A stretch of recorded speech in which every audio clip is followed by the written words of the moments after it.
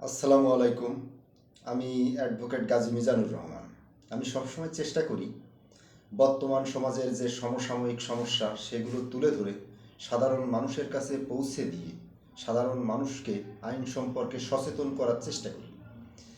তো অনেকেই আমার কাছে জিজ্ঞাসা করেন যে ভাই, আমার বউ চলে গেছে, এখন বাপের বাড়ি গিয়ে আর ফিরে আসতে চায় না, এক্ষেত্রে আমি কি করব? তো ভাই, বউ যদি বাপের বাড়ি গিয়ে আর ফিরে না আসতে চায়, সেক্ষেত্রে আপনি চারটা কাজ করতে পারেন। প্রথমত যে কাজটা করবেন, থানায় একটা অভিযোগ করবেন। এখানে অভিযোগ করেও যদি কোনো কাজ না হয়, সেক্ষেত্রে আপনি দেওয়ানি আদালতে দাম্পত্য পুনরুদ্ধারের মামলা দায়ের করতে পারেন।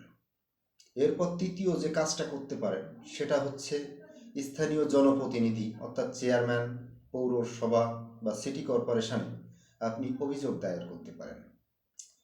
এখানে উভয় পক্ষকে ডেকে আপোষ মীমাংসার চেষ্টা করা হয়।